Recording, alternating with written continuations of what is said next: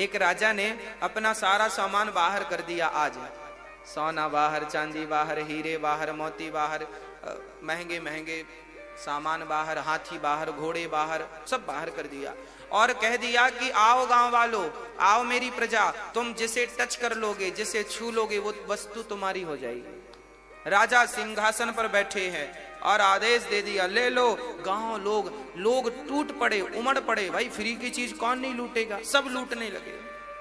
कोई सोना ले रहा है, कोई चांदी ले रहा है, कोई पैसे, कोई घोड़े खोल के ले जा रहा है, कोई हाथी खोल के ले जा रहा, हाथी मेरा हो गया, घोड़ा मेरा हो गया, जिससे जो बना सब। एक नन्ही सी बच्ची आई और उस बच्ची ने राजा के सामने खड़े होकर कहा, राजा सच कहना, आज जिसे हम छू देंगे वो हमारा हो जाएगा?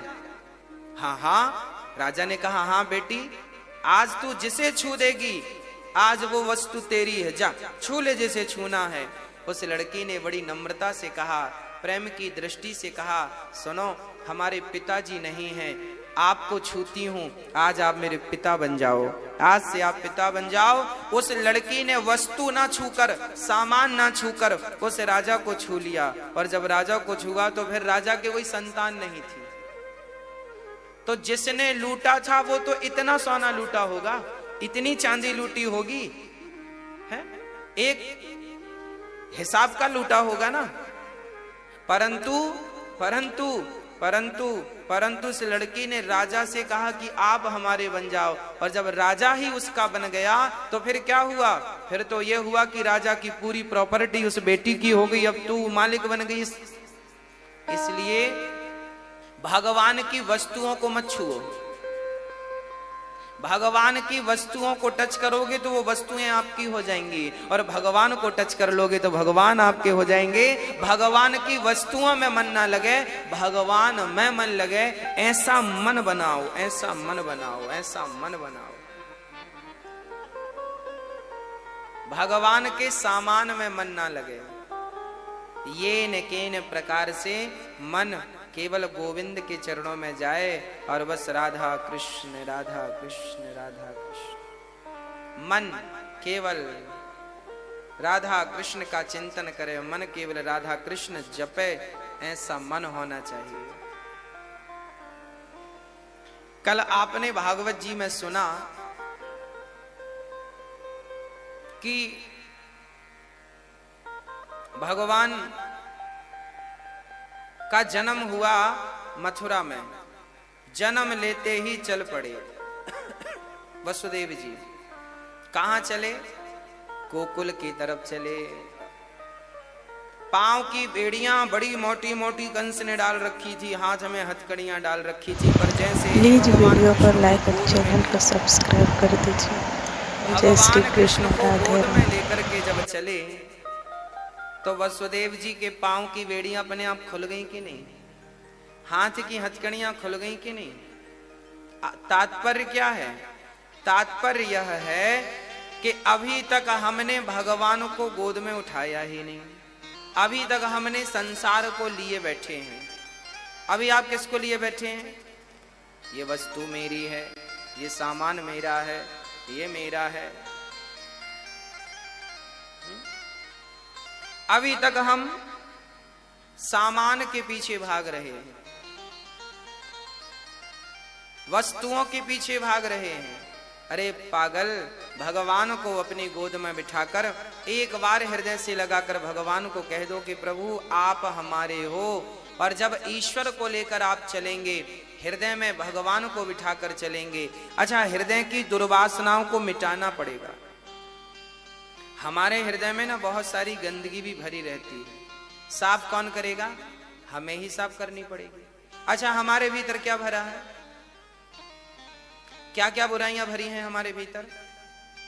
काम क्रोध मद लोभ सब नाथ नरक के पंथ, सब परिहरि रघुवीर भजहु भजहि जे संत। काम क्रोध मद लोभ सब, हमारे भीतर सारी बुराइयां भरी हैं। क्रोध भरा पड़ा है, काम भरा पड़ा है, काम क्रोध मद अहंकार भरा पड़ा है, लोभ मत्सरता भरी पड़ी है, ये सब भरा पड़ा है। अभी हम इन चीजों को लेकर चलते हैं। अभी भगवान हम इसलिए नहीं ले पाए क्योंकि ऑलरेडी बहुत सारी, भाई बाल्टी में पानी भरा है, तो जब ऑलरेडी पानी भरा है तो फिर उसमें भरोगे क्या? पहले खाली करो। पहले क्या करना पड़ेगा? खाली करना पड़ेगा। अच्छा, बाल्टी खाली होगी तब फिर भरी जाएगी। भाई कुएं में आप बाल्टी भर के उतारते हैं कि खाली उतारते हैं? खाली उतारते हैं। जब कुएं में खाली बाल्टी उतरेगी तब तो भर के आएगी। उसी प्रकार जब आप खाली होंगे अहंकार से, जब खाली होंगे काम से, क्रोध से, लोभ से, जब आप अपनी बुराइयों से खाली होंगे तब तो भगवान की कृपा से भर जाएंगे। अब कृपा से तब तक नहीं भरेंगे जब तक खाली नहीं होंगे। अब पहले आप खाली कर लीजिए अपने आप को, तो फिर भगवान तो तैयार है भरने को। अब आप खाली होने को तैयार नहीं। अच्छा, खाली कैसे होना है? बिल्कुल जीरो, शून्य। राम नाम एक अंक है, बाकी साधन शून। राम रहे 10 गुण है, राम बिना सब सून। राम नाम एक अंक है। वाह, राम नाम एक अंक है, राम जी अंक है। हम और हमारे काम धंधे बिजनेस व्यापार क्या है? ऑलरेडी शून्य है। शून्य बिल्कुल खाली होता है, जीरो, कोई भरा ही नहीं कुछ। बस आप भी खाली हो जाएं अहंकार से, अपनी बुराइयों से। जिस दिन खाली हो जाएंगे उस दिन भगवान अपनी कृपा से भर देगा। बस खाली होने का इंतजार है। वसुदेव जी चले तो देखिए कुछ नहीं करना पड़ा। पांव की बेड़ियां अपने आप खुल गई, हाथ की हथकड़ियां अपने आप खुल गई। एक बार भगवान के लिए कदम बढ़ाओ तो सही, संसार तो 10 कदम पीछे अपने आप चला जाएगा। आपके एक कदम बढ़ाते ही भगवान की तरफ संसार 10 कदम पीछे चला जाएगा। एक कदम बढ़े तो सही। आगे चले तो जरा दरवाजे खुल गए। दरवाजे खुलने का तात्पर्य क्या है? जो भगवान को लेकर चलता है उसके लिए मोक्ष के दरवाजे, जिसे कहते हैं ना मुक्ति। आप और हम किसके लिए तड़प रहे हैं? मोक्ष के लिए, मुक्ति के लिए। मुक्ति हो जाए, मुक्ति हो जाए। पर सही बताएं, सच्चा भगत भगवान का मुक्ति भी नहीं चाहता। अर्थ न धर्म न काम रुचि, गति न चाहूं निर्वाण। जन्म जन्म रति राम पद, यह वरदान नयान। कुछ नहीं चाहिए, न पार न च पारमेष्ट्यम न सार्वभौमम। हाँ, श्री भागवत जी में लिखा है कि भगवान का भक्त जो होता है वो कुछ भी नहीं चाहता, कोई चाहत ही नहीं है।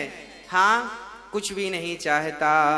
न नाक पृष्ठम न च पारमेष्ट्यम न सार्वभौमम न रसाधिपत्यम न योग सिद्धिर पुनर्भवं वा समंजसत्वा विरहै कांक्षे।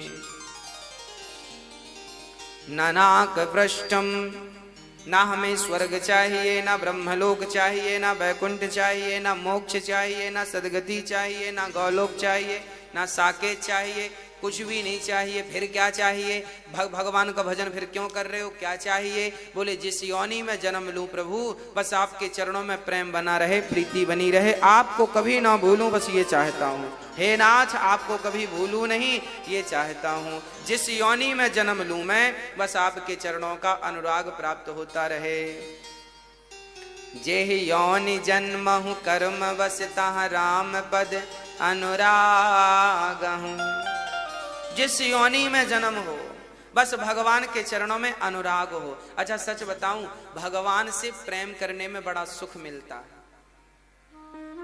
अच्छा एक बात बताएं, प्रेम किसी से करो, प्रेम सुख ही देता है ना?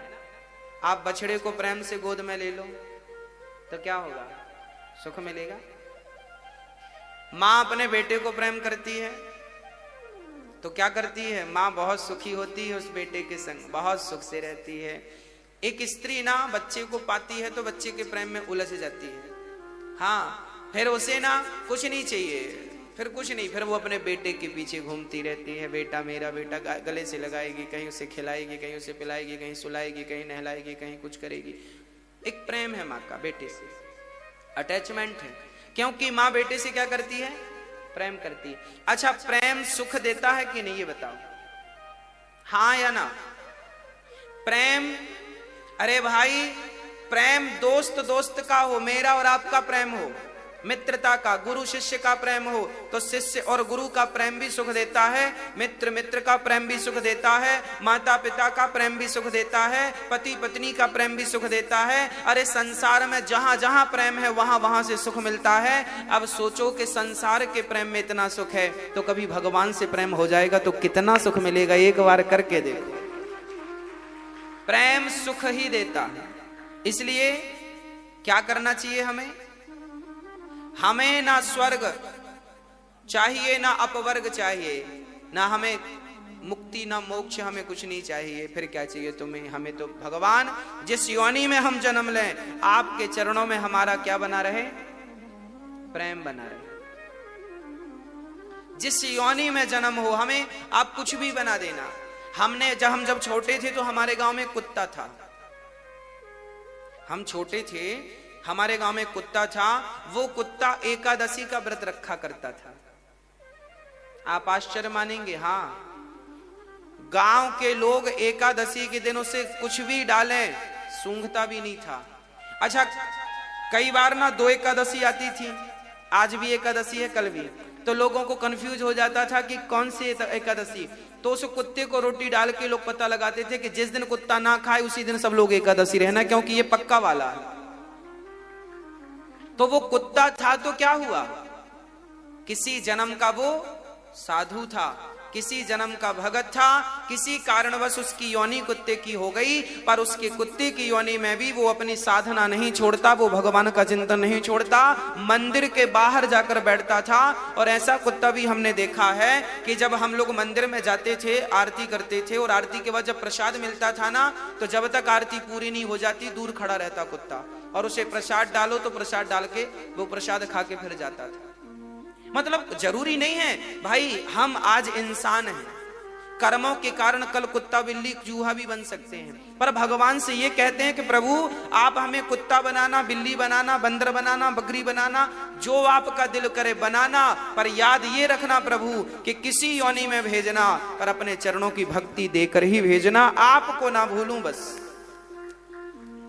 आपको भूलने का सवाल खड़ा ना हो। बस हे नाथ, मैं आपको कभी भूलूं नहीं।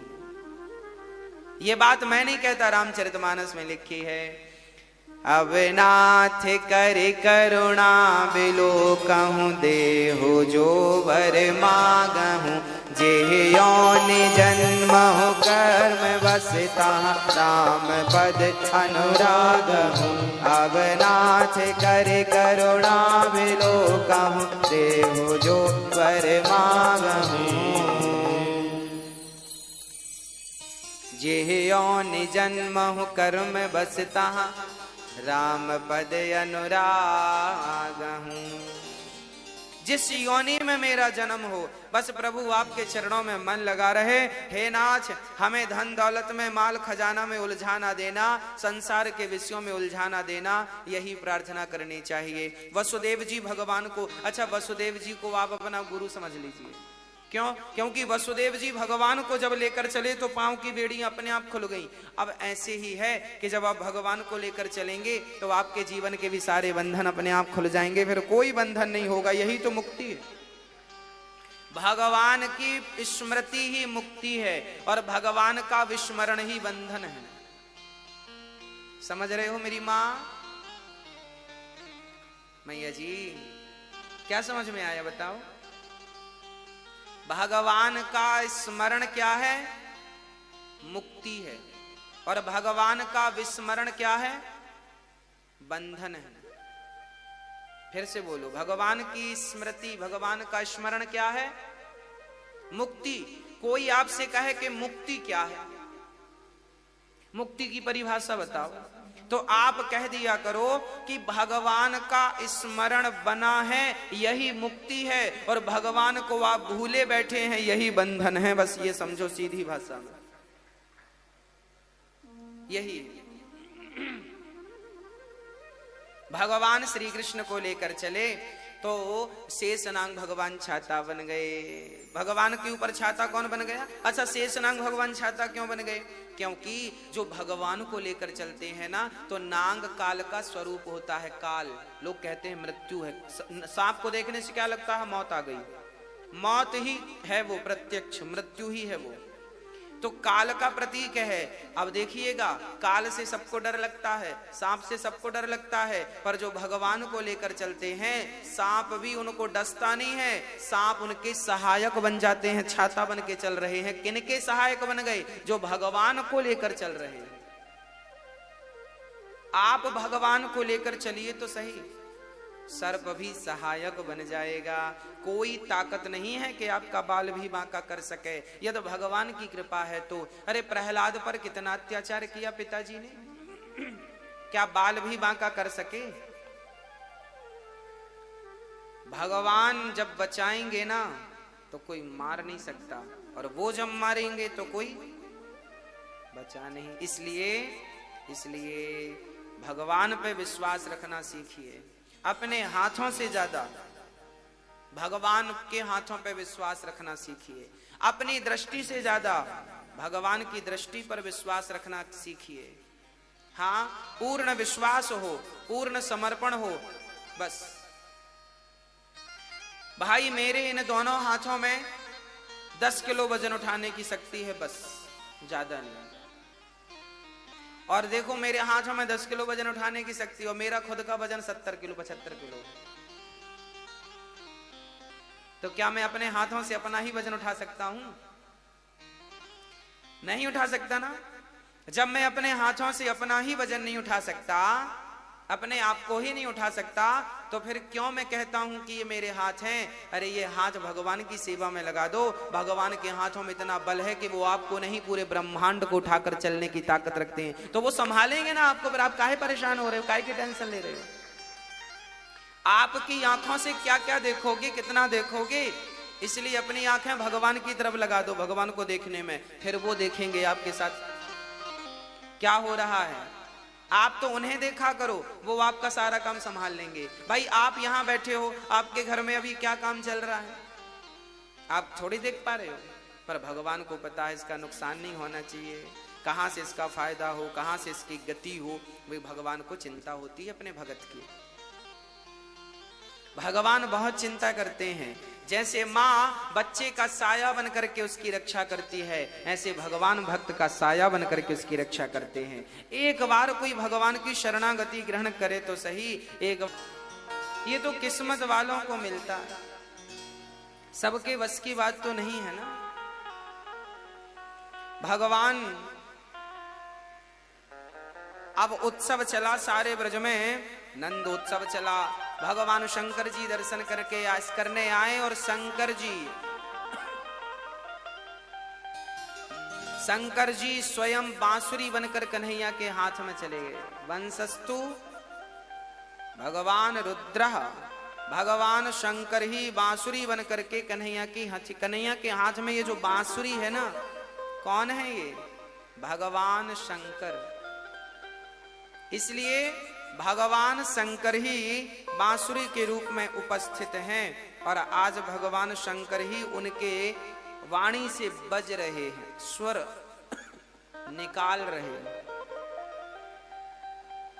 इसलिए आनंद से